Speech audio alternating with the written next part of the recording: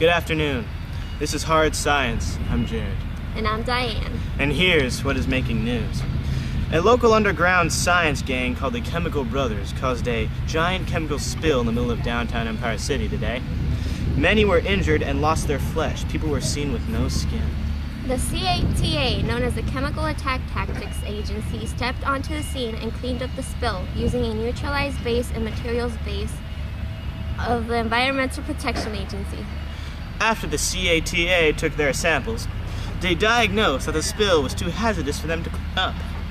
They did the best they could by placing saturated absorbents in plastic bags and cleaning up high concentrations with water. Now we will go to CATA Captain Juan Rosario.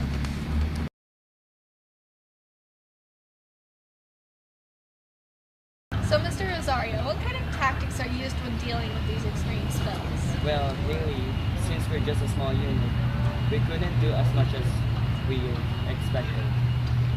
So we use safety precautions such as safety gloves, safety goggles, and neutralized bases in order to disinfect parts of the city. Thank you.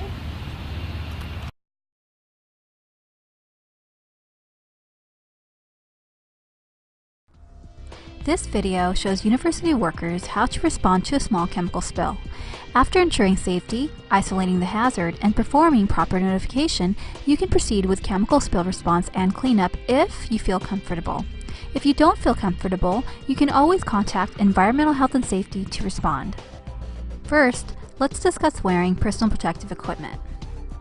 PPE should be your last line of defense against hazards. Thus, before using PPE, make sure you have the proper equipment and procedures available first.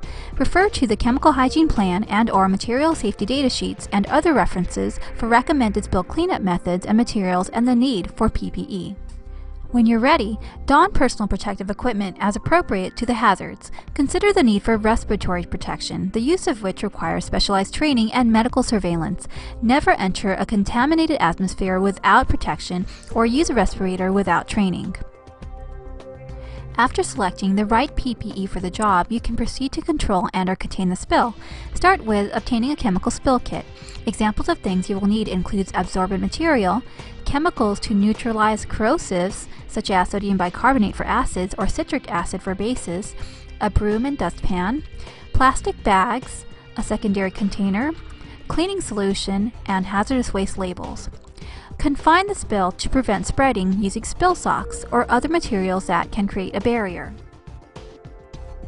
When cleaning up, make sure to work from the outside in, that is, work around the edge absorbing and neutralizing toward the center of the spill. Neutralize with a weak base if it's an acid, or a weak acid if it's a base.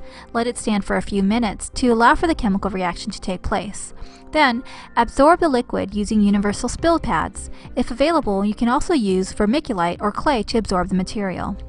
Finally, clean up the materials using a simple broom or brush with polypropylene bristles and place everything into a plastic bag. When all is cleaned up, make sure to properly decontaminate, dispose, and document your work. Decontaminate the site using appropriate cleaning solutions or disinfectants. This includes cleaning the broom, the brush, and/or dustpan you used. Chemical spills involving radioisotopes should be decontaminated with surface cleaners such as Radcon and later then checked for radioactivity using a GM meter. Make sure to place everything into appropriate disposal. This includes the use of a double plastic bag. Don't forget to include your disposable PPE such as gloves at the end of the cleanup. Use strong tape such as duct tape to seal the bag and place in an appropriate secondary container. Finally, attach a hazardous waste label and request pickup by Environmental Health and Safety. As a reminder, remember to wear appropriate PPE, control, contain, and clean up the spill, decontaminate, dispose, and document appropriately. For more information or if you have questions, please contact Environmental Health and Safety. For more information, visit www.ehs.ucr.edu.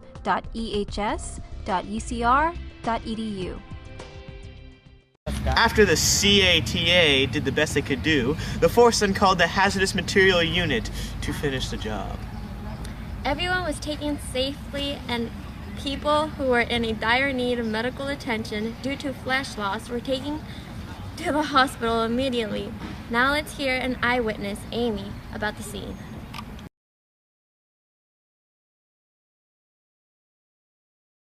Oh.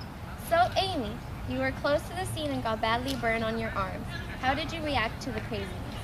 Oh my god, it's so crazy. I can't even believe it, and it just hurts so bad. How many people were injured? I think there is 100, 1,000.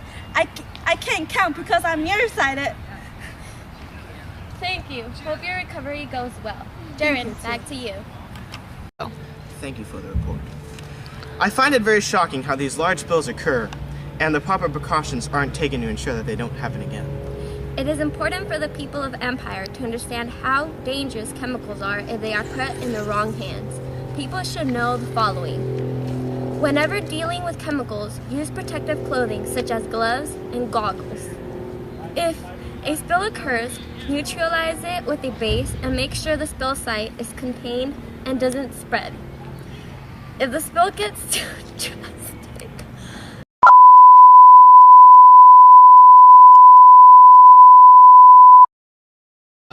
whenever dealing with chemicals, use protective clothing such as gloves and goggles.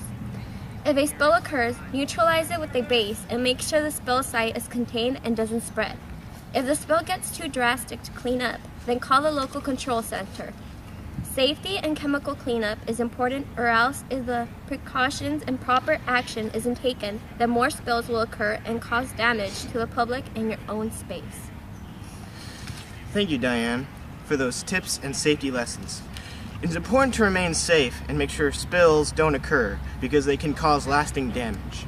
We here at Hard Science support safety and report on chemical crimes to ensure the safety of Empire City.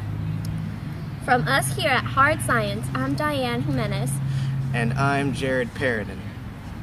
Thank you for stopping by.